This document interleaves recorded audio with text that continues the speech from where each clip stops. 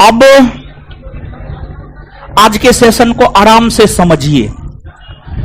आज का सेशन देखिए, जैसे कोई टॉपिक होता है ना, कोई टॉपिक होता है तो उसका एक पृष्ठभूमि होता है, उसका एक बैकग्राउंड होता है। उसी प्रकार से और अगर किसी भी टॉपिक के बैकग्राउंड को आप पढ़ लेते हैं, अगर किसी भी टॉपिक के बैकग्राउंड को आप पढ़ लेते हैं, बैकग्राउंड को समझ लेते हैं, तो चैप्टर आप आराम से समझ जाते हैं, चैप्टर आप आराम से समझ जाते हैं। तो आज का जो क्लास है पूरे बिहार पुलिस परीक्षा के तैयारी के लिए एक प्रकार का बैकग्राउंड है। आज का क्लास सबके लिए बहुत अधिक महत्वपूर्ण है, पहला क्लास है। और जिस प्रकार जीवन में पहला प्यार महत्वपूर्ण होता है, वैसे पहला क्लास महत्वपूर्ण है, समझ गए? तो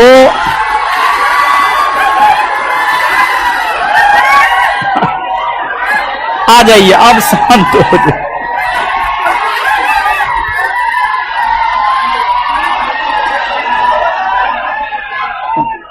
चलिए, अब हो गया। मतलब पूरा जोश जुनून से भरे है ना, इतना ही जोश जुनून होमवर्क करने में दिखाइएगा। होमवर्क करने में इतना जोश जुनून दिखा दीजिएगा तो हमको लगता है रिजल्ट हो जाएगा आपका। जब होमवर्क पूछना शुरू कर देते हैं, सबको दिन में तारा नजर आने लगता है। तो यही जोश जुनून दिखाइएगा, ठीक है? अब सुनिए, देखिए जो प्रोग्राम है, ये जो प्रोग्राम है समझिएगा, Bihar police exam qualifying guidance programme. मतलब बिहार पुलिस परीक्षा में आप क्वालिफाई कैसे करें, परीक्षा में क्वालिफाई कैसे करें, बिहार पुलिस परीक्षा में आप क्वालिफाई कैसे करें, उसी को लेकर के एक प्रकार का यह एक गाइडेंस प्रोग्राम है। हल्ला नहीं, अब शांत हो जाइए, अब एकदम सब लोग शांत होइए। अब समझा रहे हैं, समझिए।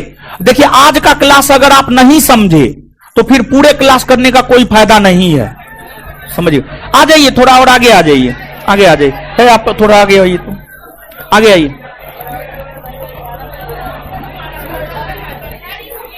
इसमें बैठ सकती है, हाँ बैठ सकती है, बैठ जाइए। उसको हटाइए, उसको हटा दीजिए, उसको हटा दीजिए। कुर्सी पर तो एगो बैठेगा महाराज। आ जाइए, क्या होगा, चप्पल पे बैठिए ना, क्या दिक्कत है महाराज। देखिए, आप पढ़ाने दीजिएगा कि ऐसे हल्ला कीजिएगा? बैठिए ना, क्या दिक्कत, कोई दिक्कत नहीं। अरे हम लोग ग्रामीण पृष्ठभूमि से नाते हैं, तो गांव में भोज खाए हैं, चप्पल पर बैठ करके भोज नहीं खाए, हम तो खाए हैं, समझे? तो बैठने में क्या दिक्कत है? देखिए, ये सब भी चप्पल पर बैठल है। सुनिए, अब शांत हो जाइए, अब शांत होइए, अब एकदम शांत होइए। अब समझिए हीरो सब, समझिए। अब देखिए, है अब हल्ला नहीं, अब इसके बाद हल्ला मत कीजिएगा, अब हल्ला मत कीजिएगा। है शांत होइए, शांत होइए, शांत होइए। अब सुनिए, ये जो प्रोग्राम है, इस प्रोग्राम का नाम है Bihar police exam qualifying guidance programme. देखिए, जो बिहार पुलिस के लिए 21,391 पोस्ट की वैकेंसी आई हुई थी, उस वैकेंसी का एग्जाम 1 अक्टूबर 2023 को प्रारंभ हुआ। 1 अक्टूबर, 7 अक्टूबर और 15 अक्टूबर को संभवतः होने थे। 1 अक्टूबर को जो परीक्षा हुआ, उस परीक्षा में क्वेश्चन पेपर लीक हो गया परीक्षा से पहले, और फिर इसी वजह से जो है वो परीक्षा पूरी तरीका से पोस्टपोन्ड कर दिया गया, परीक्षा रद्द कर दिया गया और परीक्षा को पोस्टपोन्ड कर दिया गया। हाल फिलहाल में पेपर में एक न्यूज आया था कि जो पोस्टपोन्ड हुआ परीक्षा है 21,391 पोस्ट वाला, उसका एग्जाम अगस्त के माह में संभावित है, अगस्त के माह में संभावित है। ऐसा संभावित है कि अगस्त के माह में आपके बिहार पुलिस का परीक्षा हो जाए। तो अगस्त के माह में जो आपका बिहार पुलिस का परीक्षा होगा, हमको ऐसा लगता है कि परीक्षा साफ सुथरा होगा। परीक्षा साफ सुथरा इसलिए होने की संभावना है क्योंकि इससे पहले परीक्षा में क्वेश्चन आउट हुआ है। इस बार प्रशासन पूरी तरीका से सतर्कता बरतेगा ताकि प्रश्न पत्र लीक ना हो, ताकि क्वेश्चन पेपर लीक ना हो। और हम आपको बता रहे हैं, हम आपको बताए हैं पहले भी, आप अगर पढ़ते हैं यहां पर, और अगर आप बिहार पुलिस बैच पढ़े होंगे तो हम आपको बताए हैं बिहार पुलिस का परीक्षा हम 2 बार क्वालिफाई किए हैं, ऑन मेरिट क्वालिफाई किए हैं। और हमको ऐसा लगता है कि हम 100 में से मैक्सिमम 65 से 70 क्वेश्चन बनाकर आए थे और क्वेश्चन पेपर लीक नहीं हुआ था, और 65 से 70 क्वेश्चन बनाकर आए थे और लगभग हमारा दोनों बार रिजल्ट हुआ। अगर परीक्षा साफ सुथरा होता है तो परीक्षा में अगर आप 65 से 70 क्वेश्चन अपने से बनाकर आते हैं, अगर परीक्षा 100% साफ सुथरा होता है, उस कंडीशन में अगर आप 65 से 70 क्वेश्चन बनाकर आते हैं तो हमको लगता है आपका रिजल्ट हो जाता है। लेकिन अगर क्वेश्चन पेपर लीक हो जाता है तब तो 95 बनाकर के आइएगा, उसमें भी रिजल्ट होने की संभावना नहीं रहती है। तो हम लोग तो यही चाहेंगे कि क्वेश्चन पेपर लीक ना हो, परीक्षा साफ सुथरा हो, ताकि हम लोग जो मेहनत करेंगे हम लोगों को अपने मेहनत का मेहनताना मिल सके। जैसे आप ही मेहनत कीजिएगा तो आप मेहनत कीजिएगा तो एक मेहनताना आपको मिलना चाहिए ना जी, मतलब आपको फल मिलना चाहिए ना, परीक्षा साफ सुथरा होना चाहिए ना, एकदम होना चाहिए, समझ गए। तो अब हम लोग इस प्रोग्राम के अंतर्गत हर चीज को हम स्पष्ट करेंगे, क्या क्या करेंगे, क्या क्या करेंगे, और जो सबसे मूल बात है और जो सबसे प्रमुख बात है, सबसे पहले उस बात की चर्चा हम आपके साथ कर लेते हैं। पहली मूल बात यह है कि बिहार पुलिस का जो यह क्वालिफाइंग गाइडेंस प्रोग्राम है, इसमें सिर्फ मेरा क्लास होगा और आने वाले दिनों में मैथ हमने देखा है, हमने पूरा एनालिसिस किया है। 1 अक्टूबर 2023 को जो परीक्षा हुआ है उस क्वेश्चन को हमने एनालिसिस किया है और उस आधार पर जो है यहां पर हम लिखे हैं कि 1 अक्टूबर 2023 को जो आपका बिहार पुलिस का परीक्षा हुआ था, जिसमें क्वेश्चन पेपर लीक होने के वजह से एग्जाम कैंसिल हो गया और अब फिर से परीक्षा होना है, उसमें किस सब्जेक्ट से कितना पूछा गया है इसमें हम लिखे हुए हैं। इसको हम और भी बताएंगे, लेकिन यहां पर एक नजर हम आपको बता देना चाहते हैं। इतिहास से 12 क्वेश्चन है, पॉलिटी से 11 क्वेश्चन है, ज्योग्राफी से मात्र 8 क्वेश्चन है, जिसमें इंडियन ज्योग्राफी से 3, वर्ल्ड ज्योग्राफी से 5, फिजिक्स से 6 क्वेश्चन है, केमिस्ट्री से 7 क्वेश्चन है, बायोलॉजी से 9 क्वेश्चन है, करंट से 5 क्वेश्चन है, और वो भी करंट में बजट से क्वेश्चन है, बजट से क्वेश्चन है। स्टैटिक्स मिसलेनियस से 5 क्वेश्चन है, मैथ से 10 क्वेश्चन है, रीजनिंग से 3 क्वेश्चन है, इंग्लिश से 8 क्वेश्चन है, हिंदी से 8 क्वेश्चन है, इकोनॉमिक्स से 8 क्वेश्चन है। टोटल जोड़िएगा तो 100 हो जाएगा, समझिए, टोटल जोड़िएगा तो 100 के आसपास क्वेश्चन आपको हो जाएगा। ये 1 अक्टूबर 2023 को जो परीक्षा हुआ है, जो परीक्षा कैंसिल हो गया था, उसके अनुसार ये हम आपको लिखे हैं। तो आपका जो परीक्षा अगस्त 2024 में होना है, अब उसका भी पैटर्न आप मान करके चलिए, लगभग यही रहेगा, पैटर्न चेंज नहीं होगा, लगभग यही पैटर्न रहेगा।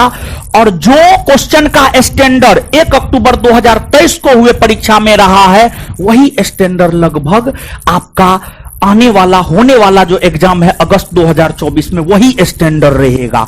और उसी स्टैंडर्ड की तैयारी हम लोग करेंगे, उसी स्टैंडर्ड की तैयारी हम लोग करेंगे। और इसमें देखिए, हमसे ज्यादा मेहनत आपको करना होगा। और देखिए, हम जिस रणनीति के तहत परीक्षा को पास किए हैं, वही रणनीति हम आपके साथ शेयर करेंगे। और देखिए, बिहार पुलिस का जो 1 अक्टूबर 2023 को परीक्षा हुआ है, उसका क्वेश्चन हम आपको देंगे, उसका क्वेश्चन हम आपको देंगे।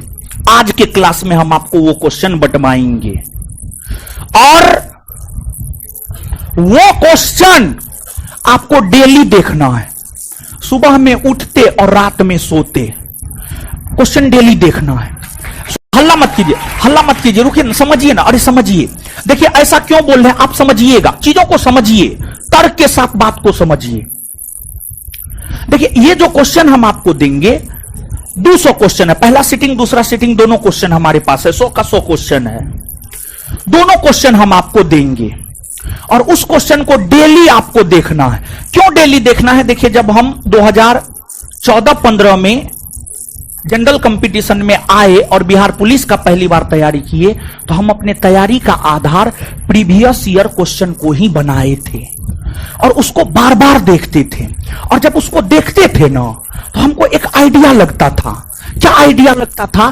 तो हमको ये आइडिया लगता था कि हाँ ये टॉपिक पढ़ना है। जैसे यहां पर हम क्वेश्चन लगाए हुए हैं, यहां पर हम क्वेश्चन लगाए हुए हैं, तो यहां पर जो हम क्वेश्चन लगाए हुए हैं इसमें एक क्वेश्चन की अगर हम बात करें तो एक क्वेश्चन हम आपको दिखाना चाहते हैं कि एक क्वेश्चन आपको यहां पर यह है कि आप देखिएगा यहां पर, जैसे क्वेश्चन नंबर 11, इसको आप देखिए, इसका आंसर जो भी हो उससे मतलब ना है, अभी आंसर पे हम लोग नहीं जाएंगे। लेकिन जब ये क्वेश्चन 1 अक्टूबर 2023 को पहला सिटिंग में आपके बिहार पुलिस परीक्षा में पूछा हुआ क्वेश्चन है। ये क्वेश्चन क्या है? देखिए क्वेश्चन क्या है, उगते सूरज की भूमि किसे कहते हैं, मध्यरात्रि सूरज की भूमि किसे कहते हैं, हजार झीलों की भूमि किसे कहते हैं, व्रज भूमि किसे कहते हैं, वज्र भूमि किसे कहते हैं। तो ये क्वेश्चन ठीक है, इसका आंसर जो भी हो उसमें हम लोगों को नहीं जाना है। और जो वर्ल्ड ज्योग्राफी पढ़े होंगे ये क्वेश्चन आपको एकदम आना चाहिए, एकदम आना चाहिए आपको, सुन लीजिए। तो ये क्वेश्चन ठीक है, इसका आंसर जो भी हो XYZ ABCD जो भी इसका आंसर हो उससे मतलब ना है। लेकिन एक बात बताइए, ये क्वेश्चन हमको क्या संदेश दे रहा है? क्वेश्चन के संदेश को आप समझिए कि क्वेश्चन संदेश क्या दे रहा है। ये क्वेश्चन हम लोगों को क्या संदेश दे रहा है जानते हैं? ये क्वेश्चन हम लोगों को यह संदेश दे रहा है कि भौगोलिक उपनाम जैसे यूरोप के खेल का मैदान स्विट्जरलैंड को कहा जाता है, उगते हुए सूर्य का देश जापान को कहा जाता है, पूर्व का ग्रेट ब्रिटेन न्यूजीलैंड को कहा जाता है, मंदिर एवं घाटों का शहर वाराणसी को कहा जाता है, इलेक्ट्रॉनिक नगरी बेंगलुरु को कहा जाता है, सिटी ऑफ जॉय कोलकाता को कहा जाता है, महलों का शहर कोलकाता को कहा जाता है, नवाबों का शहर लखनऊ को कहा जाता है, मध्यरात्रि के सूर्य का देश नॉर्वे को कहा जाता है, हजारों झीलों की भूमि फिनलैंड को कहा जाता है। तो ये क्वेश्चन हमको क्या संदेश दे रहा है ये बताइए। ये क्वेश्चन हमको ये संदेश दे रहा है कि भौगोलिक उपनाम जैसे वर्ल्ड ज्योग्राफी का जो स्टडी मटेरियल देता है आप लोग के पास है, वो वाला दीजिए, तो है किसी के पास तो दीजिए, तो दीजिए। जैसे देखिए, दीजिए, जैसे देखिए इसमें देखिए भौगोलिक उपनाम वाला हम दिए हुए हैं, भौगोलिक उपनाम वाला जो हम आपको दिए हुए हैं इसमें देखिए विश्व के प्रमुख भौगोलिक उपनाम, दक्षिण का ब्रिटेन न्यूजीलैंड को, कंगारुओं का देश ऑस्ट्रेलिया को, एड्रियाटिक की रानी वेनिस को, शाश्वत शहर पोप का शहर पश्चिम का बेबीलोन रोम को, लैंड ऑफ थंडरबोल्ट मतलब वज्रपात की भूमि भूटान जो कि यहां पर है भी आप देख सकते हैं। फिर जो है आपको पवित्र भूमि यरूशलेम को, मोतियों का द्वीप बहरीन को, गोल्डन पेगोडा का देश म्यांमार को, उगते सूर्य का देश जापान को, मध्यरात्रि के सूर्य का देश नॉर्वे को, हजारों झीलों की भूमि फिनलैंड को। इसमें देखिए चारों आपको मिल जाएगा, आप देख लीजिए इसमें चारों आपको मिल जाएगा। तो ये क्वेश्चन हमको क्या संदेश दे रहा है पता है? ये क्वेश्चन हमको ये संदेश दे रहा है प्रमुख भौगोलिक उपनाम को हमको याद कर लेना है, समझ गए? तो यहां पर देखिए हम पढ़ाएंगे कम और गाइडेंस ज्यादा करेंगे, याद ज्यादा करवाएंगे। अगर पढ़ाने के चक्कर में रहे तो पता चलेगा 2 महीना में सिर्फ एको ने सब्जेक्ट हो पाया। तो यहां पर जो है हम बात समझिएगा, ये मूल चीज है।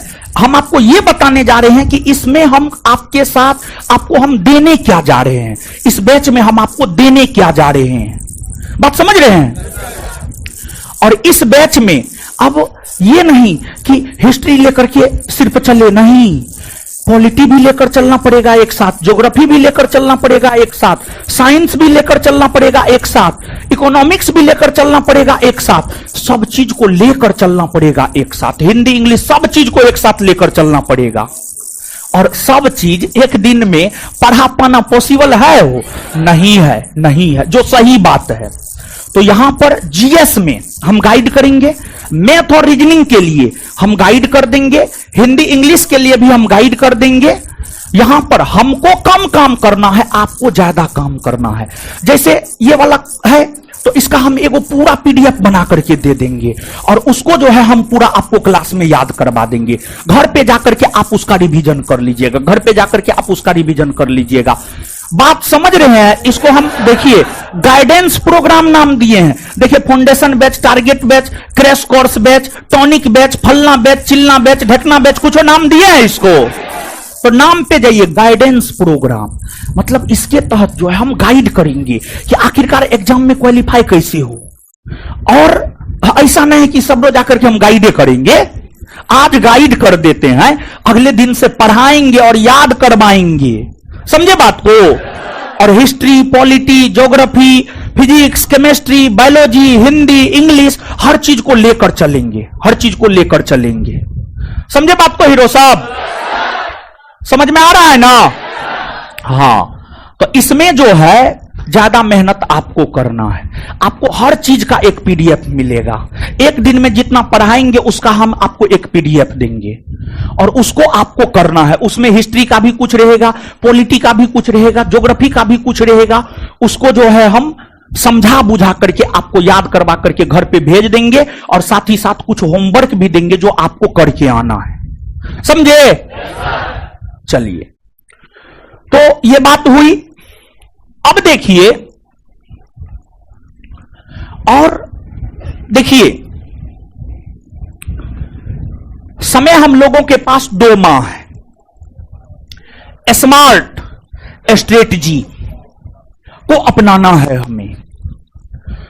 मतलब सब चीज को पढ़ने के चक्कर में नहीं जाएंगे, सब चीज को पढ़ने के चक्कर में नहीं जाएंगे। हमको इतना पढ़ना है, हमको इतना पढ़ाना है और आपको इतना पढ़ना है कि आपका बस रिजल्ट हो जाए, उससे ज्यादा कुछ नहीं।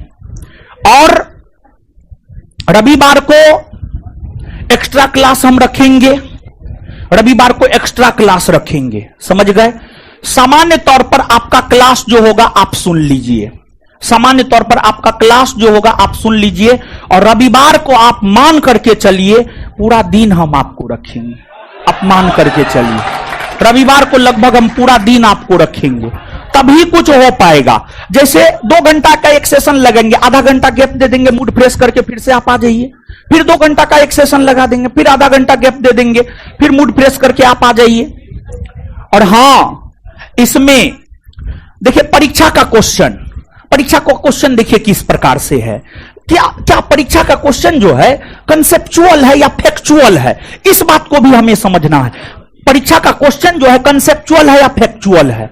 अगर कंसेप्चुअल है तो कंसेप्चुअल तरीका से हम लोग तैयारी करेंगे, अगर फैक्चुअल है तो फैक्चुअल तरीका से हम लोग तैयारी करेंगे। तो जैसे कुछ क्वेश्चन देखिए, ऐसे पूरा 100 का 100 क्वेश्चन दिखाएंगे। और देखिए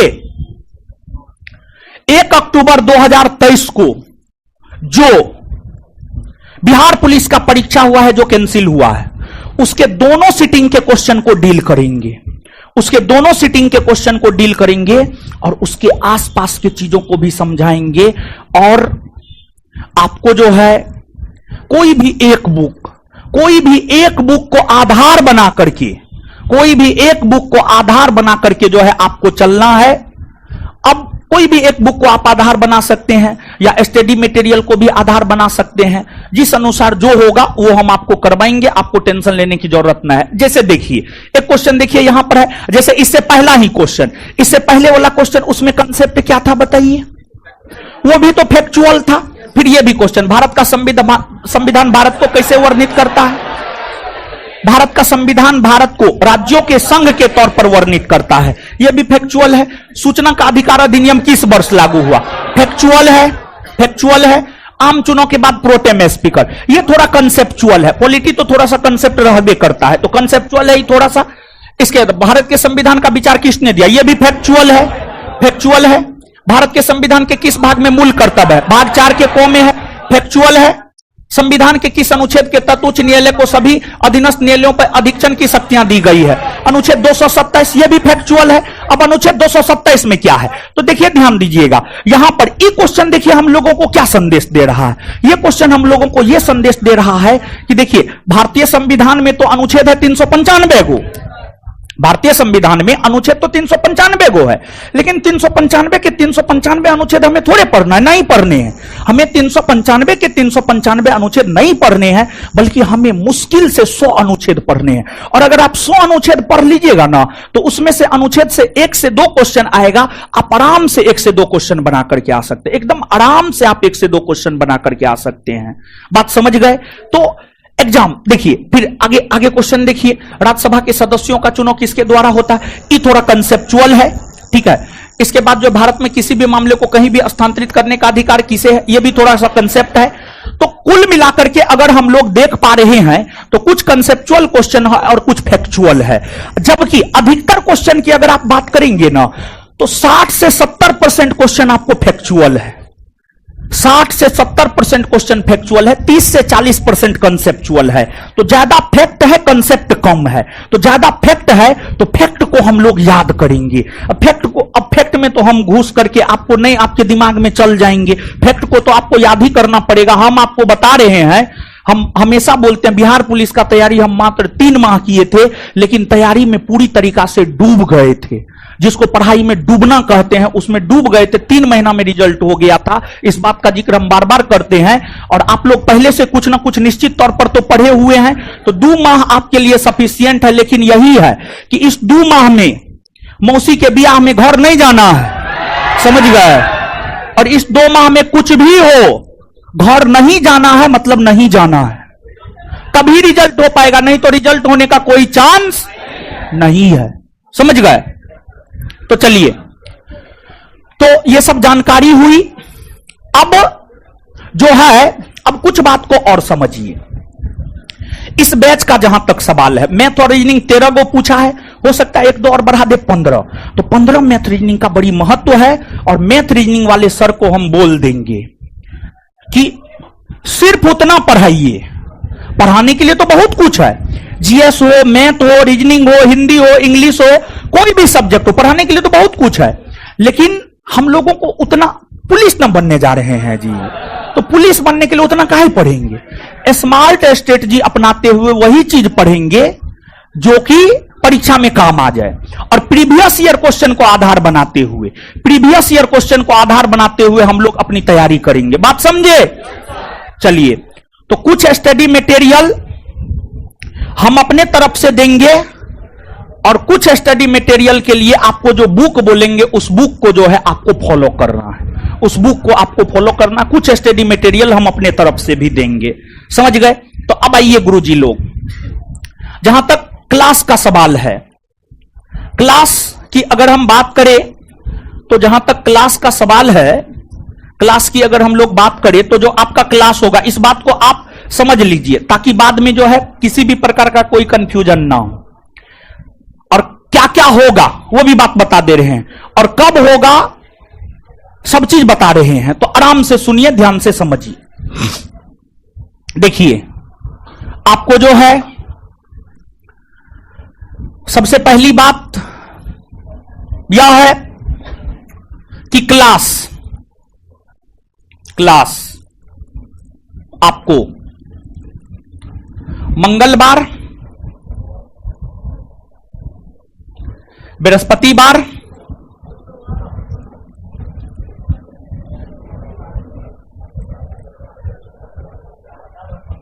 शुक्रवार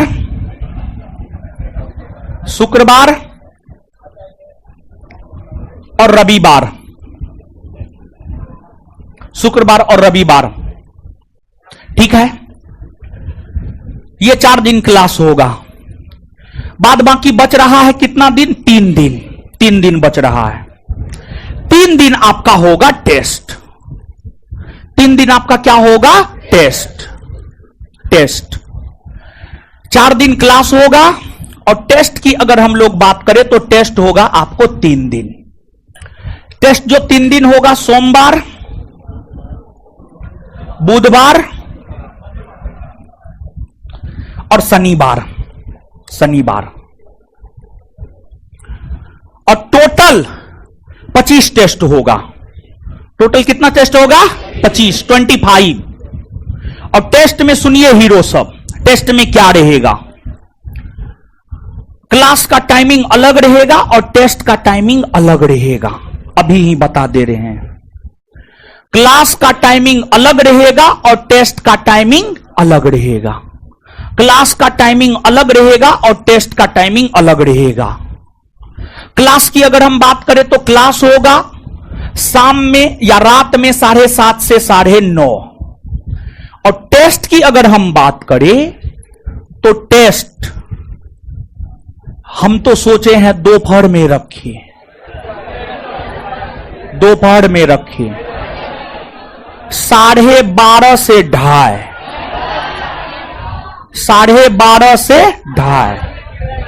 नौकरी चाहिए, नौकरी दाल भात चोखा है कि एक एक कुकर में दिए, दालों दे दिए और डेक्ची में चावल दे दिए और उसी में आलू गिरा दिए और 3 सीटी लगा दिए, उतार लिए आलू छील करके और उसमें जो है नमक, मिर्चा, तेल, प्याज मिला के खा लिए।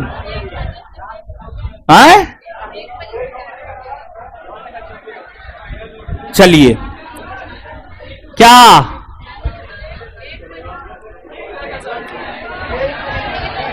1 बजे से टेस्ट? 1 बजे से 1 बजे से देखिए 12:30 से 2:30, 12:30 से देखिए 12:30 से अगर 2:30 रहेगा तो 2 घंटा का समय आपको मिलेगा। 1 बजे से अगर आप टेस्ट देना चाहते हैं तो सिर्फ 1.5 घंटा का समय आपको मिलेगा, सिर्फ 1.5 घंटा का समय। और सुनिए है हीरो सब, ऐसे भी आपका परीक्षा कितने घंटे का होता है? 2 घंटे का ना। तो 2 घंटा तो आपको बैठना चाहिए, अभी से बैठने का आदत लगाना चाहिए, OMR सीट भरने का आदत लगाना चाहिए। क्या विचार आए? 12:30 से 2:30 दे देते हैं गुरुजी लोग, दीदी जी लोग आए।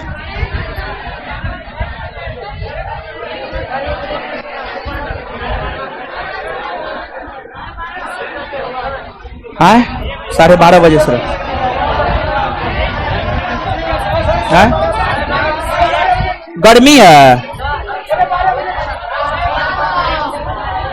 1 बजे क्या चलता है? अभी नहीं चल रहा, चलेगा तब ना। 12:30 12:30 से 2:30 ठीक समय है ना? सब लोग सहमत है ना? चलिए, हाँ ठीक है। तो टेस्ट सुन लीजिए, बैच होगा। देखिए क्लास सप्ताह में 7 के 7 दिन है, लेकिन यही है कि 4 दिन क्लास और 3 दिन। और टेस्ट में क्या है जानते हैं? टेस्ट में पूरी तरीका से जो 1 अक्टूबर को परीक्षा उसी तर्ज पर क्वेश्चन बनाए हैं। 25 सेट टोटल बनाए हैं, 25 सेट टोटल बनाए हैं, 25 सेट टोटल बनाए हैं। और आपको उसका आंसर के साथ साथ डिस्कशन का भी पीडीएफ मिलेगा।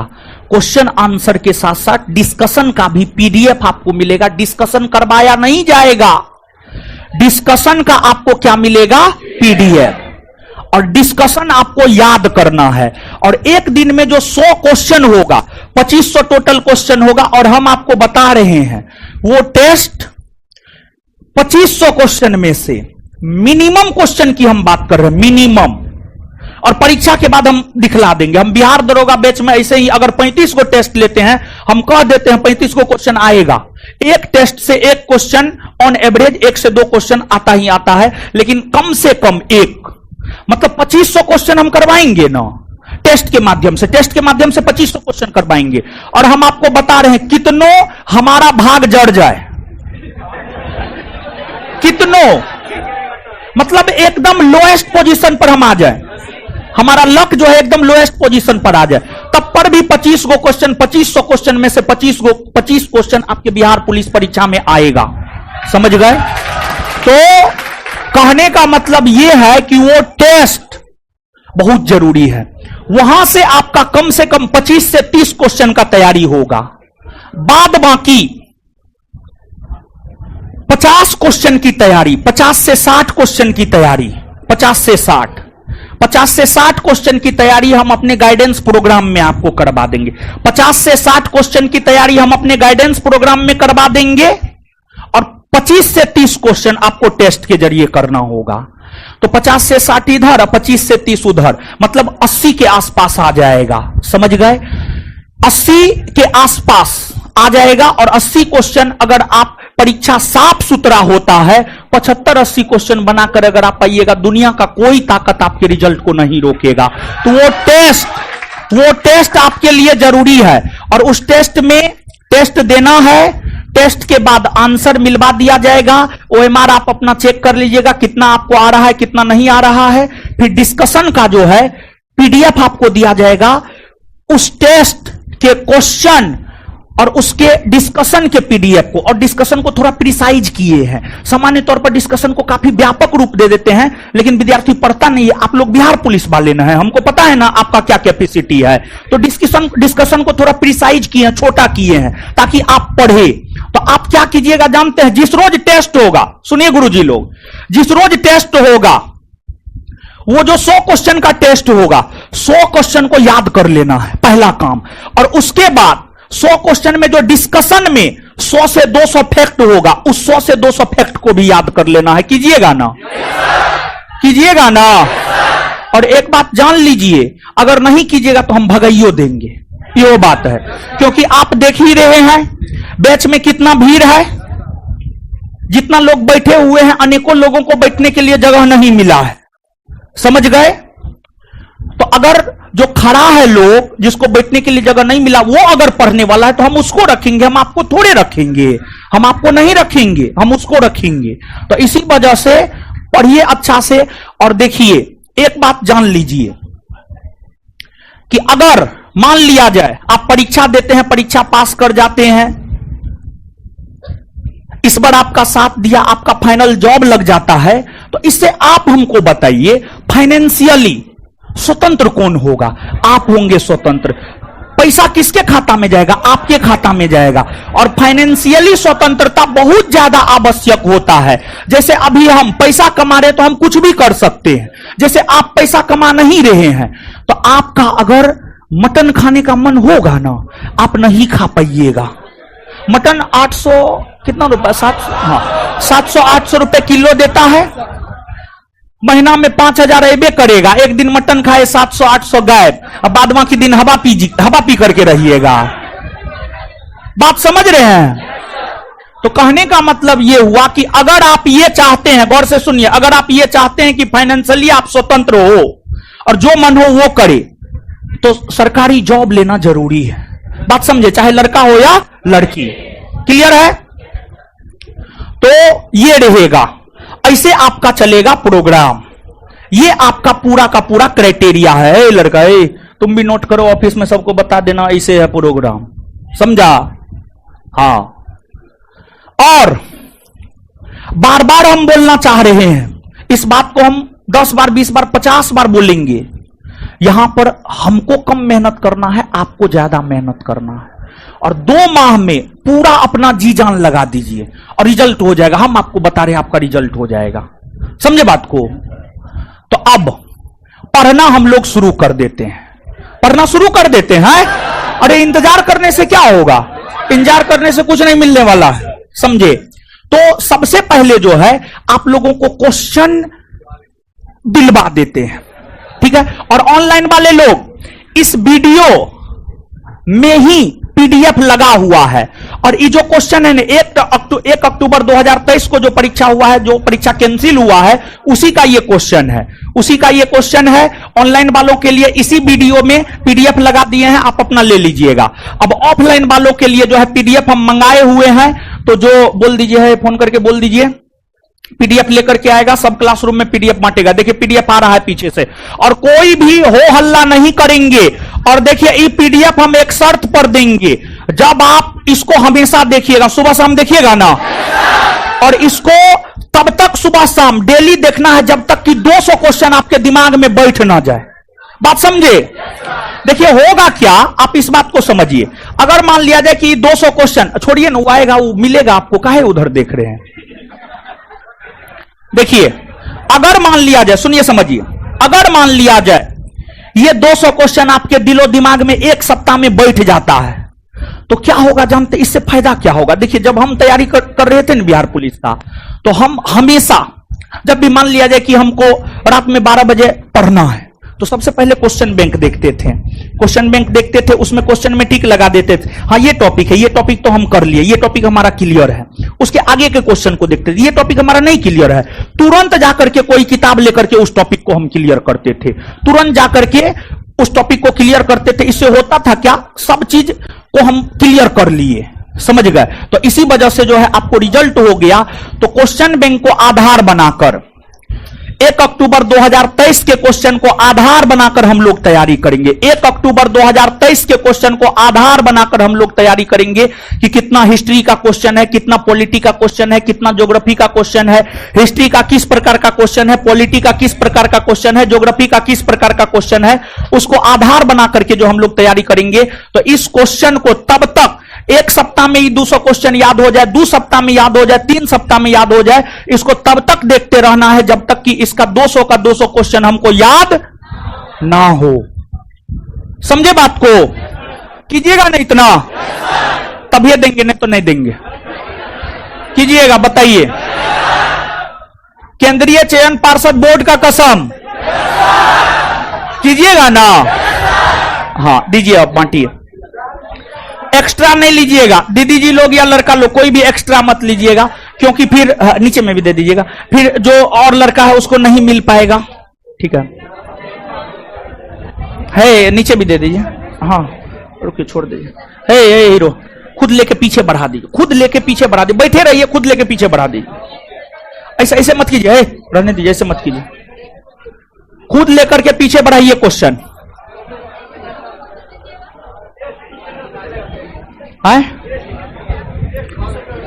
इसी सेंटर पर चलेगा, टेस्ट इसी सेंटर पे चलेगा, बैच भी इसी सेंटर पर, टेस्ट भी इसी सेंटर पर। और देखिए सुनिए गुरुजी लोग, बैच भी इसी सेंटर पर चलेगा और टेस्ट भी इसी सेंटर पर चलेगा, दोनों चीज इसी सेंटर पे चलेगा, समझे?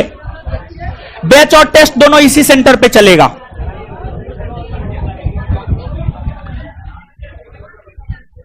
और हम तो यही कहेंगे कि अगर काम करना है तो पूरे शिद्दत से कीजिए, अगर नहीं करना है तो छोड़ दीजिए, समझे? करना है काम तो पूरे शिद्दत से कीजिए, नहीं करना है तो छोड़ दीजिए, सीधा सा बात।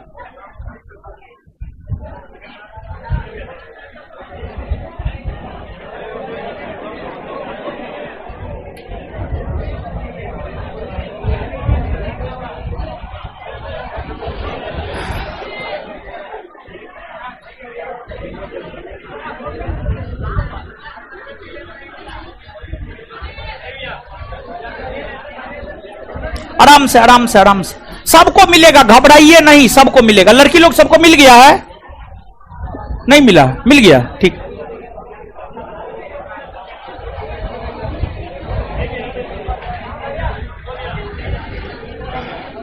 आराम से आराम से आराम से, सबको मिलेगा हीरो, सब चिंता नहीं करना है।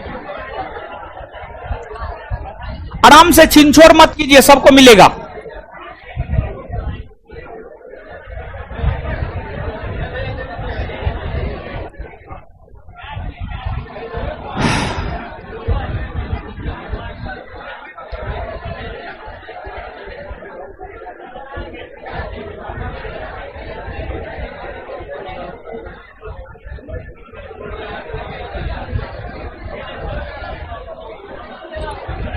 आराम से इधर मिल गया, लड़का लोग सबको मिला? मिल गया, ठीक है। अच्छा मिल रहा है, जा रहा है, जा रहा है, जा रहा है, बढ़ा दीजिए तो। वो लड़का को दे दीजिए तो, बढ़ा दीजिए उसको। सबको मिलेगा, चिंता नहीं करना है।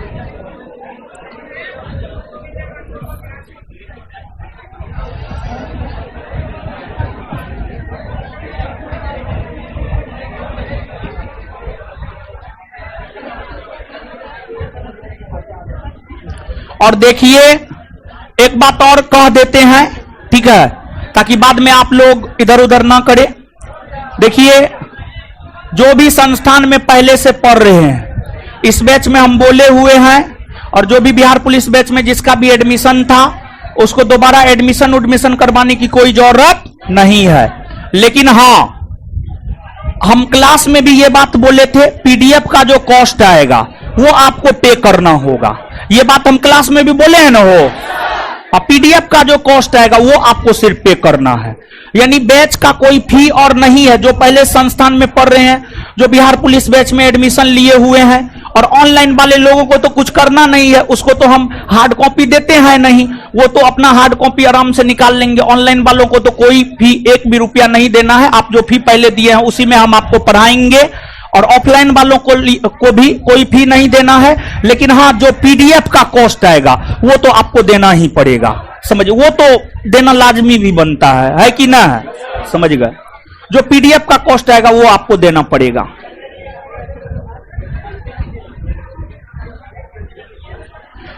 इस क्लासरूम में सबको पीडीएफ मिला? आराम से आराम से। ऊपर में पंखा है हीरो सब, ऊपर में पंखा है, थोड़ा सा जा रहा है जा रहा है जा रहा है जा रहा है। और ऊपर वाले क्लासरूम में पीडीएफ दे रहा है, हो दे रहा है ना।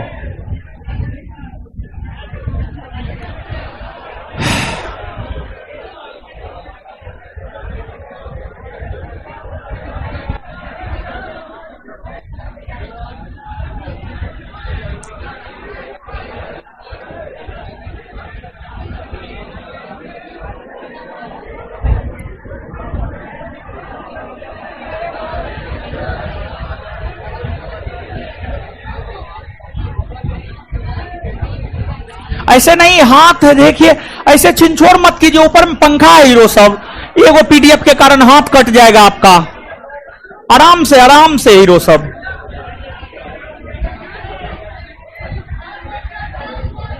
आराम से मार मत कीजिए।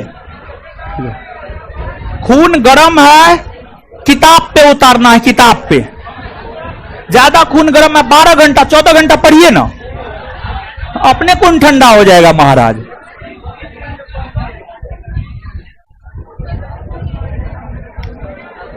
ऊपर में पीडीएफ दे रहा है ना वो, ऊपर में तो दे रहा है, दे रहा होना चाहिए। आराम से।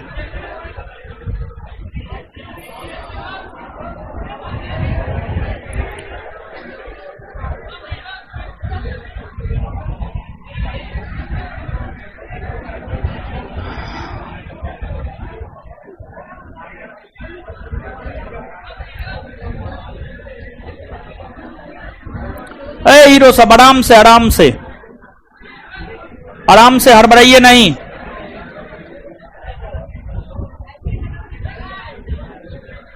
इस क्लासरूम में पीडीएफ मिल गया ना। चलिए अब आइए, अब बाद बाकी क्लासरूम में भी तो पीडीएफ दे ही रहा होगा। हीरो दे रहा है ना, दे रहा है, ठीक है। चलिए सबको पीडीएफ मिल जाएगा। आइए एक चीज यहां पर लिख देते, आइए है हीरो सब, अब यहां आइए।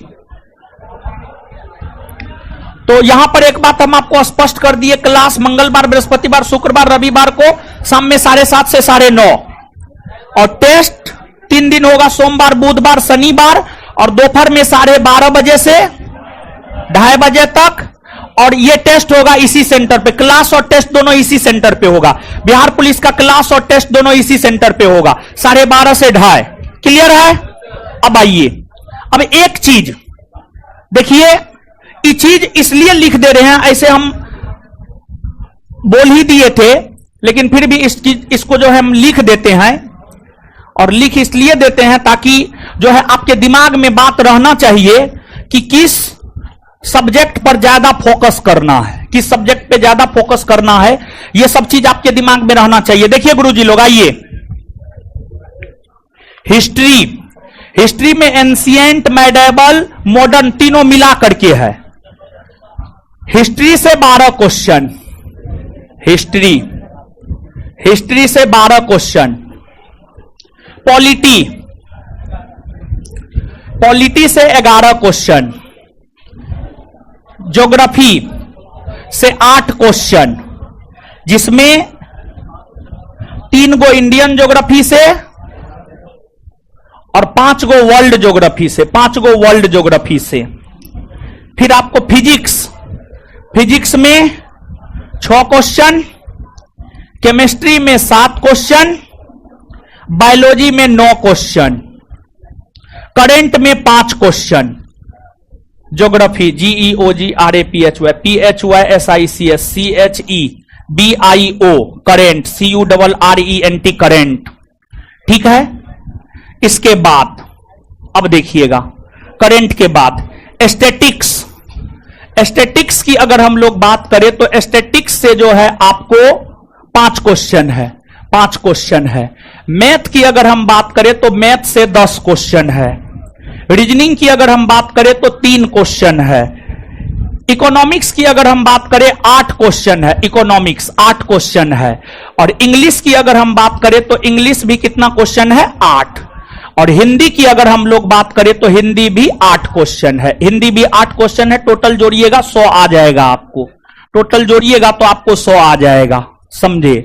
तो देखिए यहां पर एक बात बताइए गुरुजी लोग, एक बात बताइए, हिस्ट्री और पॉलिटी 12-11 कितना हुआ, 23 हुआ, 23 हुआ। अच्छा 23 मतलब 100 में 23 क्वेश्चन सिर्फ हिस्ट्री पॉलिटी से पूछा जा रहा है। और ज्योग्राफी से 8 क्वेश्चन, 23 + 8 कितना हो गया, 31। मतलब हिस्ट्री पॉलिटी ज्योग्राफी 30 से 35% के आसपास है।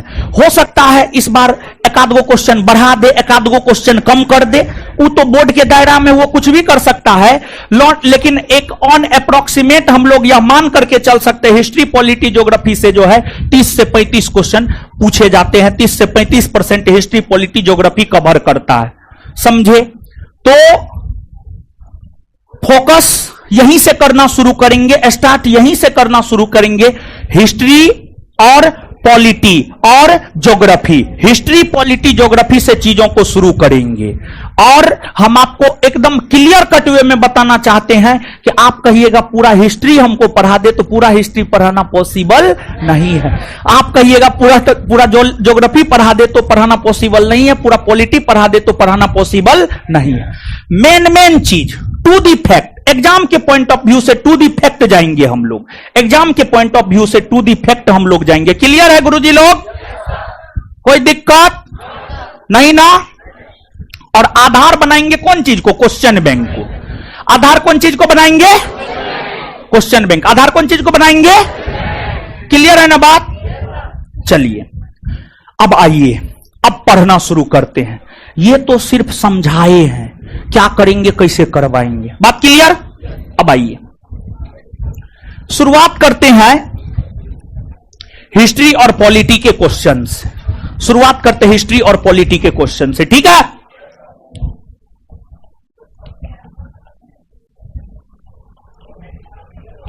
देखिए जैसे ई क्वेश्चन है, क्वेश्चन पलटिए आप लोग, हम क्वेश्चन नंबर बताते जाएंगे, आप लोग को कोई दिक्कत नहीं होगा, टेंशन नहीं लेना एकदम। हम हैं, टेंशन फ्री रहिए आप, समझे। हमको टेंशन लेने दीजिए, आप लोग टेंशन फ्री रहिए। मैराथन दौड़ की आधिकारिक दूरी क्या है, ये स्टैटिक का क्वेश्चन है, तो इसको नहीं देखेंगे। स्टैटिक 5 गो है, इसको अभी देखना सही ना है, समझे। तो सीधा आ जाइए आप, पॉलिटी से शुरू करते हैं। पॉलिटी का क्वेश्चन है 12 नंबर में, पॉलिटी का क्वेश्चन 12, और फिर ऑनवर्ड जो है पॉलिटी का क्वेश्चन लगातार है, ठीक है। पॉलिटी से शुरू करने जा रहे हैं, ठीक है। आइए समझिए, और जो दिशा निर्देश देंगे उस दिशा निर्देश का आपको क्या करना है, पालन। क्या करना है, पालन। आइए अब सुनिए, समझिए। देखिए पहला क्वेश्चन है, भारत का संविधान भारत को कैसे वर्णित करता है। देखिए आप समझिए। अब इधर उधर मत कीजिए। अब हम रिक्वेस्ट करते, एकदम हाथ जोड़ करके रिक्वेस्ट करते, अब इधर उधर मत कीजिए, यहां पर आइए। आप भारतीय संविधान के अनुच्छेद 1 को पढ़िए। भारतीय संविधान का अनुच्छेद 1 इस प्रश्न का जवाब दे देता है। भारतीय संविधान का अनुच्छेद 1 इस प्रश्न का जवाब दे देता है। भारतीय संविधान का अनुच्छेद 1 क्या कहता है समझिए। भारतीय संविधान का अनुच्छेद 1 यह कहता है कि भारत अर्थात इंडिया या इंडिया अर्थात भारत राज्यों का संघ है। तो अनुच्छेद 1 की अगर आप बात करेंगे तो अनुच्छेद 1 यह कहता है इंडिया अर्थात भारत राज्यों का संघ है। इंडिया अर्थात भारत राज्यों का संघ है। इंडिया अर्थात भारत राज्यों का संघ है, अनुच्छेद 1 यह कहता है। तो भारत राज्यों का संघ है, यह बात अनुच्छेद 1 कहता है। तो अनुच्छेद 1 में इस प्रश्न का आंसर छुपा हुआ है। तो इसका उत्तर क्या होगा बताइए, क्या होगा? राज्यों का संघ। अब सुनिए यहां पर देखिए, अब भारत के संविधान को आप पढ़िए। देखिए भारत के संविधान को जब आप गुरुजी लोग पढ़ेंगे ना, तो भारतीय संविधान में मूल तौर पर 22 भाग है। कितना भाग है? 22 भाग। और 22 भाग में से पहला भाग जो हमें भारतीय संघ और राज्य क्षेत्र के विषय में बतलाता है, जिसकी चर्चा है अनुच्छेद 1 से लेकर अनुच्छेद 4 तक। इन अनुच्छेदों में अनुच्छेद 1, 2, 3, 4 तीनों को आप यहां पर जानिए। अनुच्छेद 1, 2, 3, 4 तीनों को जानिए।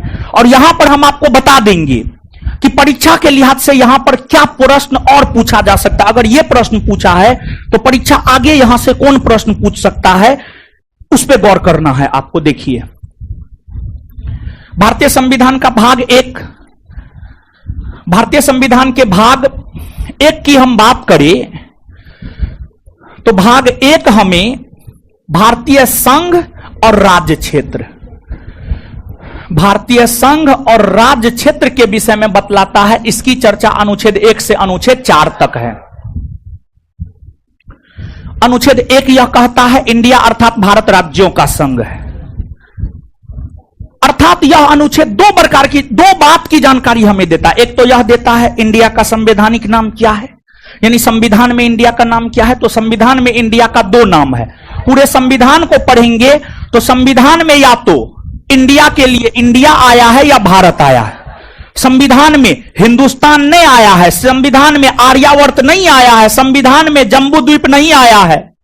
हिंदुस्तान, आर्यावर्त, जम्बू द्वीप ये भी भारत का नाम है, लेकिन ये भारत के संवैधानिक नाम नहीं है।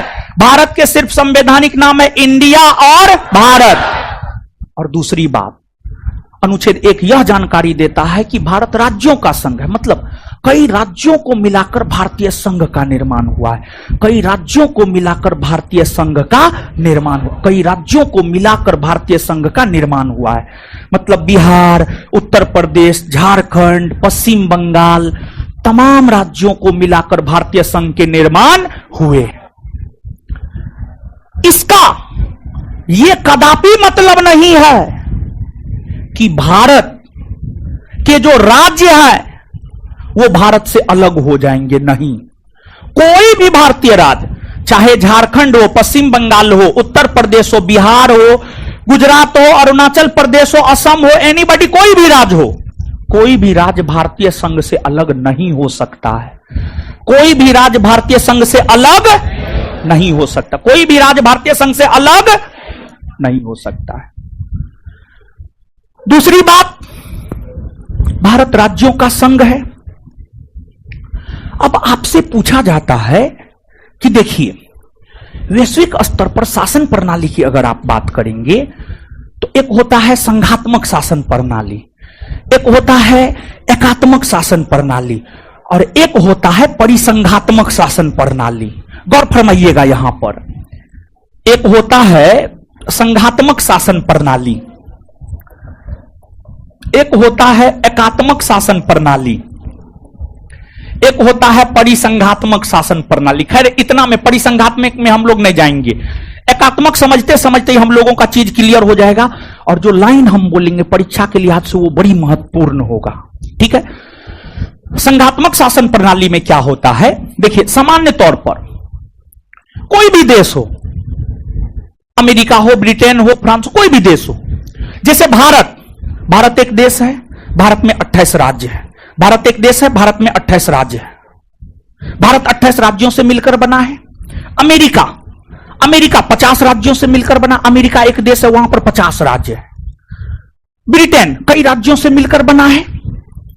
तो किसी भी देश में, जैसे भारत में एगो केंद्र सरकार है, एगो राज्य सरकार है कि ना है? केंद्र सरकार मतलब मोदी सरकार, राज्य सरकार मतलब नीतीश जी की सरकार। वैसे ही अमेरिका में भी एगो केंद्र सरकार, एगो राज्य सरकार। तो कोई भी शासन प्रणाली हो, संघात्मक शासन प्रणाली हो, एकात्मक शासन प्रणाली हो, कोई भी शासन प्रणाली हो, वहां पर केंद्र और राज्य दोनों अस्तित्व में होता है। केंद्र और राज्य दोनों अस्तित्व में होता है। संघात्मक शासन प्रणाली वाले देशों में भी केंद्र अस्तित्व में होता है और राज्य भी अस्तित्व में होता है, दोनों में, संघात्मक एकात्मक दोनों में। संघात्मक शासन प्रणाली में क्या होता है जानते हैं? केंद्र और राज्य दोनों का पावर बराबर होता है। केंद्र बराबर राज्य, मतलब जितना पावर केंद्र को है उतना राज्य को, जितना पावर केंद्र को है उतना राज्य को। यहां पर ना कभी केंद्र का विनाश हो सकता है, ना कभी राज्य का विनाश हो सकता है, कभी किसी का विनाश नहीं हो सकता। यही कारण है कि संघात्मक शासन प्रणाली वाले देशों को अविनाशी राज्यों का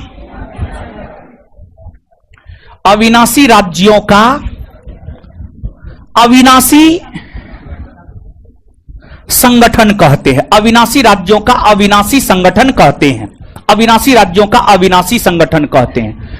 मतलब यहां पर ना केंद्र का विनाश हो सकता, ना राज्य का विनाश हो सकता, किसी का विनाश नहीं हो सकता है। दोनों अपने अपने क्षेत्राधिकार में काम करने के लिए स्वतंत्र है।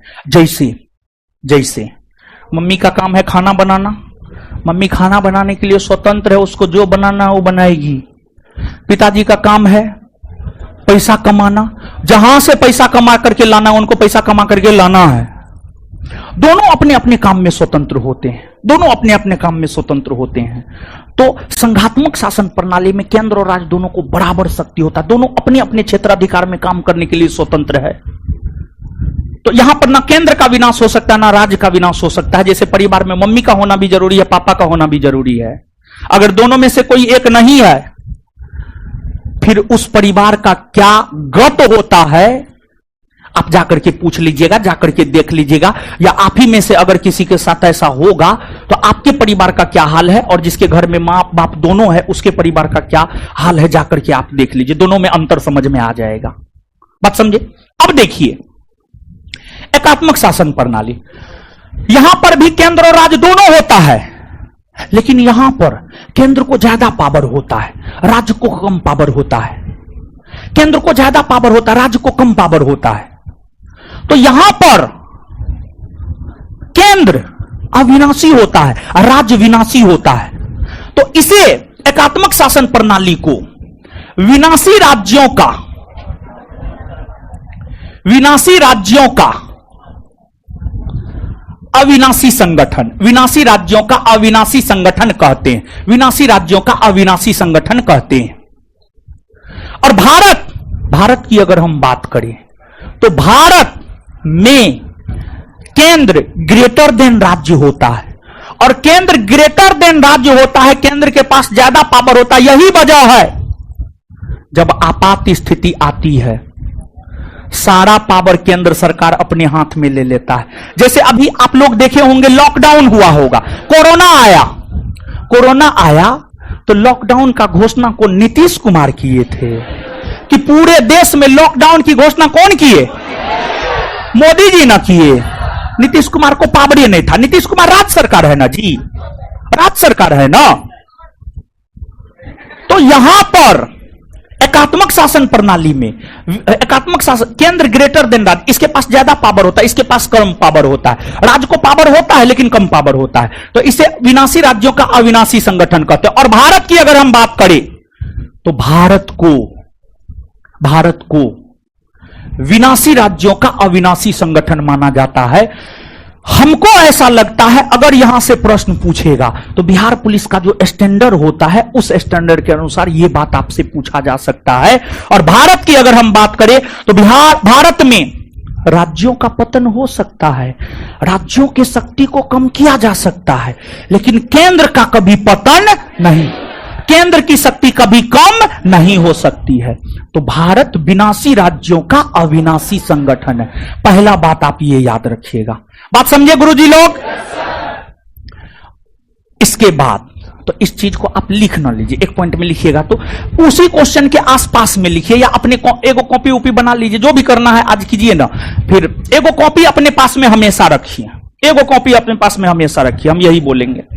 लिखिए पहला पॉइंट, और जो भी पॉइंट लिखेंगे बिहार पुलिस परीक्षा के दृष्टिकोण से महत्वपूर्ण, सीधा सा बात। लिखिए भारत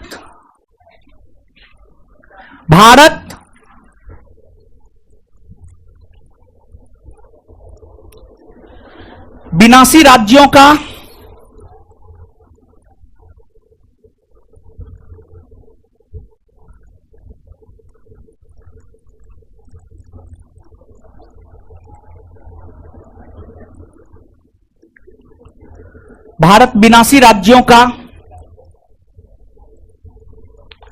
अविनाशी संगठन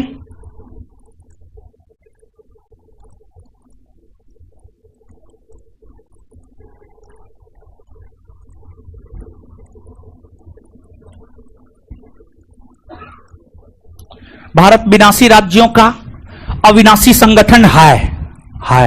इसको याद रखिएगा, बड़ी महत्वपूर्ण पॉइंट है। ठीक है, चलिए अब आइए यहां पर, अब आइए इसके बाद देखिए यहां पर अनुच्छेद 1 आप जाने, अनुच्छेद 2 क्या कहता है जानते हैं? अनुच्छेद 2 यह कहता है भारत में अगर किसी क्षेत्र को मिलाना है तो वह संसद मिलाएगा, और अनुच्छेद 2 के तहत भारत किसी भी क्षेत्र को जीतकर भारत की संसद मिला सकता है। कहने का मतलब यह है, जैसे मान लिया जाए पाकिस्तान के लाहौर को भारत में मिलाया जाएगा, पाकिस्तान के लाहौर को अगर भारत में मिलाया जाएगा तो वह काम अनुच्छेद 2 के तहत होगा, और अनुच्छेद 2 के तहत वह काम करेगा भारत की संसद। अगली बात, अनुच्छेद 3 यह कहता है नए राज्यों का निर्माण, नए राज्यों के नाम में परिवर्तन, सीमा में परिवर्तन अनुच्छेद 3 के तहत होता है, और यह काम करता है भारत की संसद। जैसे अनुच्छेद 3 बिहार का विभाजन कर झारखंड का गठन हुआ है, अनुच्छेद 3 के तहत हुआ है।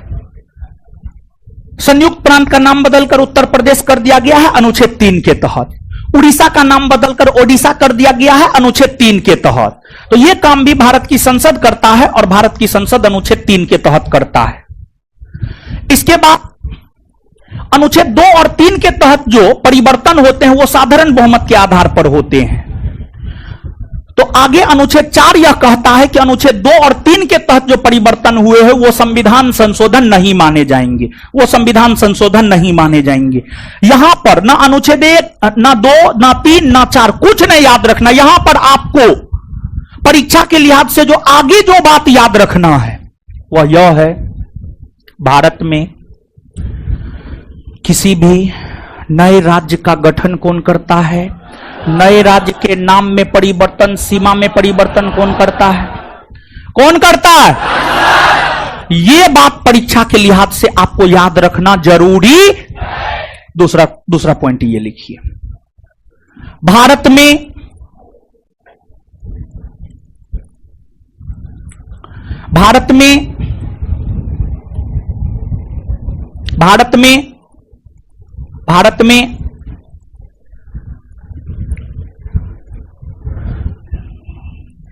राज्यों के निर्माण कोमा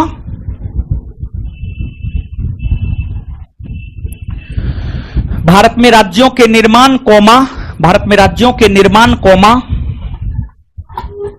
भारत में राज्यों के निर्माण कोमा राज्यों के नाम में परिवर्तन कोमा राज्यों के नाम में परिवर्तन कोमा राज्यों के सीमा में परिवर्तन राज्यों के सीमा में परिवर्तन राज्यों के सीमा में परिवर्तन भारत की संसद के द्वारा भारत की संसद के द्वारा किया जाता है।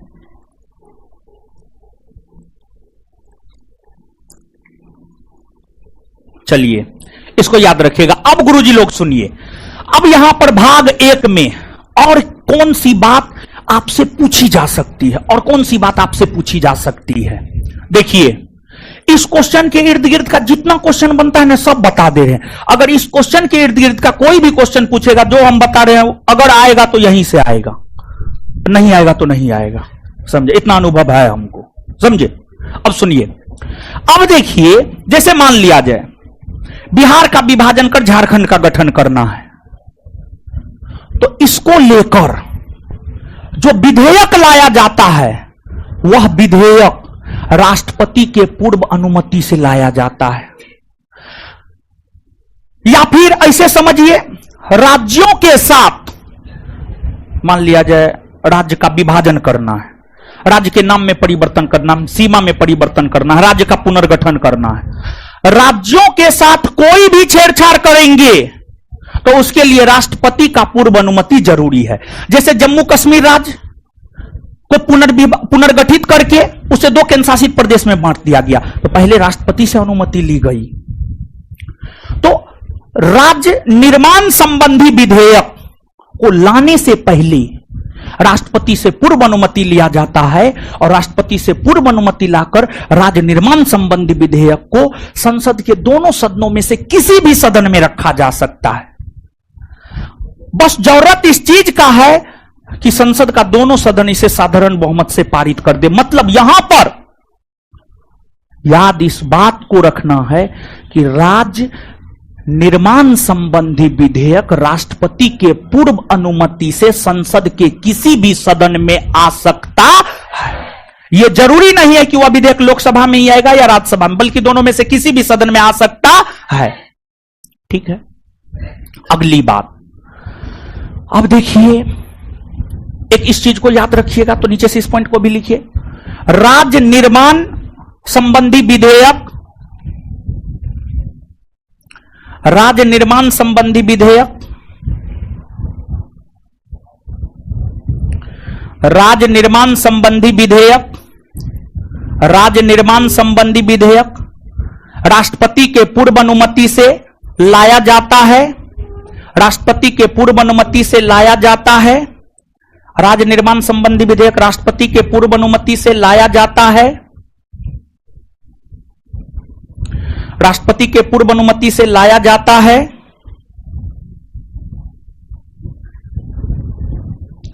राष्ट्रपति के पूर्व अनुमति से लाया जाता है और यह विधेयक किसी भी सदन में, और यह विधेयक किसी भी सदन में लाया जा सकता है, और यह विधेयक किसी भी सदन में लाया जा सकता है।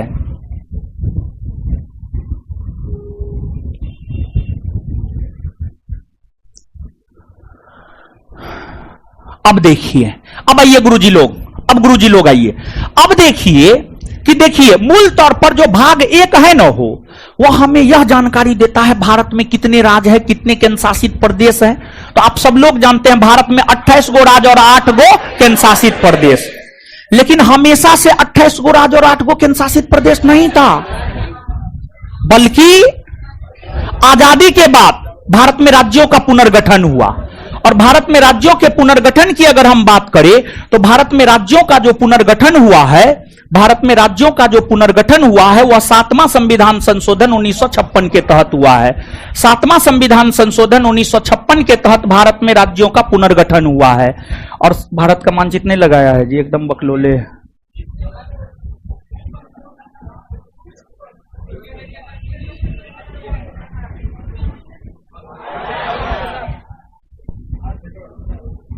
देखिए, भारत में राज्यों का पुनर्गठन है, हीरो सब सुनिए। भारत में राज्यों का यानी राज्यों को गठित किया गया, भारत में राज्यों को पुनर्गठित किया गया 7वां संविधान संशोधन 1956 के तहत। 7वां संविधान संशोधन 1956 के तहत भारत में राज्यों को पुनर्गठित किया गया और 14 राज्य बनाए गए भारत में। भारत में 14 राज्य बनाए गए। आगे भारत का 15वां राज्य गुजरात बना, जिसका गठन 1960 में हुआ। भारत का 16वां राज्य नागालैंड बना, जिसका गठन 1963 में हुआ। भारत का 17वां राज्य हरियाणा बना, जिसका गठन 1966 में हुआ। भारत का 18वां राज्य हिमाचल प्रदेश बना, जिसका गठन 1971 में हुआ। फिर आगे चल करके मेघालय, मणिपुर, त्रिपुरा का गठन, तीनों का गठन 1972 में हुआ। सिक्किम का गठन 1975 में हुआ। फिर आपको अरुणाचल प्रदेश का गठन 1987 में, मिजोरम का गठन 1987 में, गोवा का गठन 1987 में। फिर आपको 1 नवंबर 2000 ईस्वी को छत्तीसगढ़ का गठन, 1 नवंबर 2000 ईस्वी को छत्तीसगढ़ का गठन हुआ। फिर आपको 9 नवंबर 2000 ईस्वी को उत्तराखंड का गठन हुआ, 9 नवंबर 2000 ईस्वी को उत्तराखंड का गठन हुआ। फिर आपको 15 नवंबर 2000 ईस्वी को झारखंड का गठन हुआ, 15 नवंबर 2000 ईस्वी को झारखंड का गठन हुआ। और 2 जून 2014 को तेलंगाना का गठन हुआ, 2 जून 2014 को तेलंगाना का गठन हुआ। समझे? तो यहां पर 7वां संविधान संशोधन 1956 के तहत भारत में राज्यों का पुनर्गठन हुआ, जिसके तहत भारत में 14 राज्य बनाए गए। धीरे धीरे भारत में राज्यों की संख्या बढ़ती गई और वर्तमान में 28 राज्य और 8 केंद्र शासित प्रदेश है। और किन राज्य का गठन कब हुआ है, यह बात हम आपको यहां पर बतला दिए हैं। समझ गए? तो अब यहां पर इस बात को याद रखना है। तो बताइए, भारत में राज्यों का पुनर्गठन किस संविधान संशोधन के तहत हुआ? 7वां संविधान संशोधन 1900।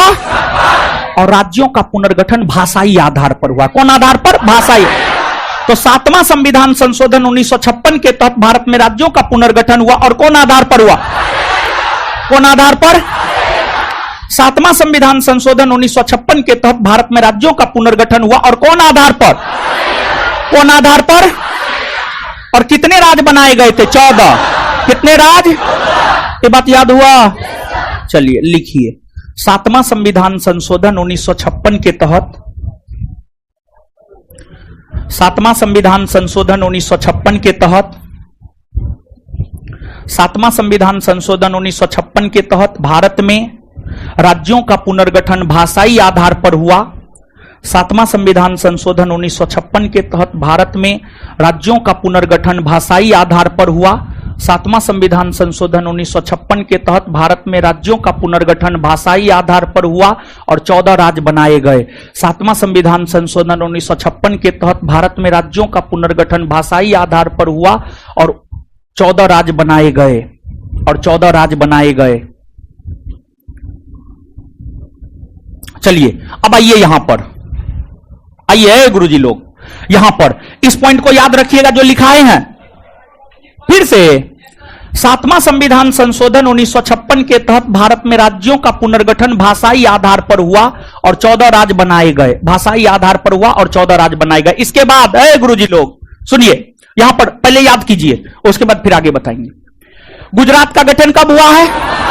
गुजरात का गठन, गुजरात का गठन, नागालैंड का गठन, नागालैंड, नागालैंड, हरियाणा, हरियाणा, हिमाचल प्रदेश, हिमाचल प्रदेश, मेघालय, मणिपुर, त्रिपुरा, मेघालय, मणिपुर, त्रिपुरा, मेघालय, मणिपुर, त्रिपुरा, सिक्किम, सिक्किम, सिक्किम, अरुणाचल प्रदेश, अरुणाचल प्रदेश, मिजोरम, मिजोरम, मिजोरम, गोवा, गोवा, इसके बाद छत्तीसगढ़, छत्तीसगढ़, छत्तीसगढ़, उत्तराखंड, उत्तराखंड, झारखंड, झारखंड, तेलंगाना, 2 जून 2014, 2 जून 2000। चलिए, इस प्रकार जानते हैं ये चैप्टर खत्म। मतलब भारतीय संविधान का जो भाग 1 है खत्म। जितना मूल चीज था ना सब बता दिए। अगर प्रश्न आएगा ना हम लिख करके दे देते थे। आप इस क्लास को जो है रिकॉर्ड करके रख लीजिएगा। अगर भारतीय संविधान के भाग 1 से प्रश्न आया ना, जितना बताए ना यहीं से आएगा, नहीं आएगा तो नहीं आएगा। समझे? अगर नहीं आया तो नहीं आएगा, अगर आएगा तो जितना बताए इतने में से आएगा। बात समझे? अब सुनिए, अब जो लोग संस्थान में पढ़े हैं, गौर से सुनिए इस बात। जो लोग संस्थान में पढ़े हैं, संस्थान का पॉलिटी पूरा पढ़े हैं, पॉलिटी का नोट है, आप घर जाइएगा आज और आज के आज भारतीय संविधान का भाग 1 संघ राज्य क्षेत्र पूरा पढ़ लीजिएगा। पढ़ लीजिएगा, पक्का ना? अब जो लोग संस्थान में पूरा फाउंडेशन बैच नहीं पढ़े हैं उनके लिए भी तो कोई बाईपास निकालेंगे ना। हाँ, लुसेंट जनरल कंपटीशन में लुसेंट हर विद्यार्थी के पास होता है ना? है ना आप लोग के पास? लुसेंट में इंडियन पॉलिटी में चैप्टर नंबर 8 में संभवतः चैप्टर नंबर 8 में भारतीय संघ और राज्य क्षेत्र, भारतीय संघ और राज्य क्षेत्र लुसेंट का वो चैप्टर जाकर के पढ़ लीजिएगा। पढ़ना लीजिएगा आए, और अगले क्लास में हम पूछेंगे, जवाब दीजिएगा ना? क्लियर है ना? हाँ, तो एक जानते हैं पॉलिटी का एक चैप्टर क्लियर हो गया, भाग 1 क्लियर हो गया। जो मूल चीज था सब चीज बता दिए। भाग 1 में देखिए, कोई भी परीक्षा आप दीजिएगा, अभी जितना बताए ना इतना बात याद रख लीजिएगा। भाग 1 से अगर प्रश्न आएगा आप बना करके आइएगा। बात समझे? चलिए, अब इसके बाद आज पहला दिन है, समझे? तो ठीक है इतना।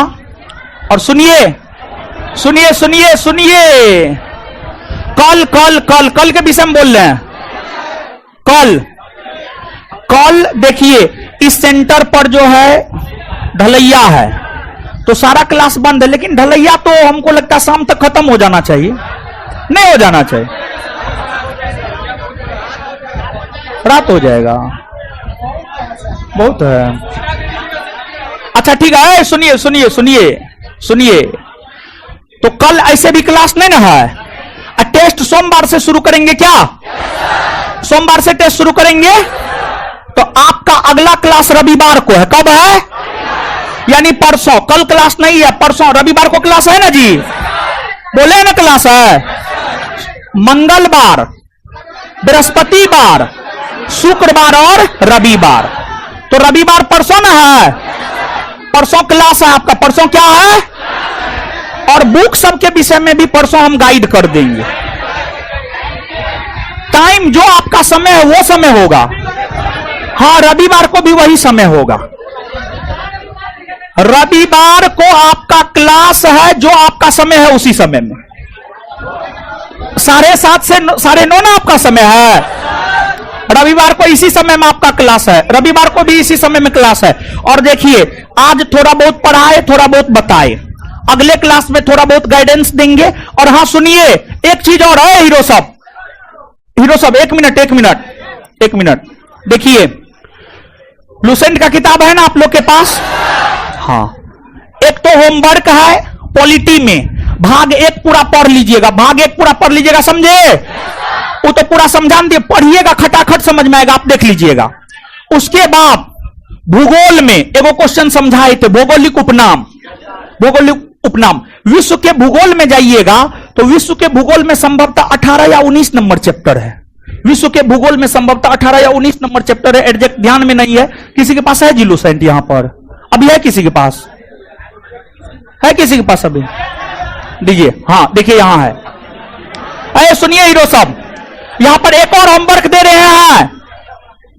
विश्व भूगोल चैप्टर नंबर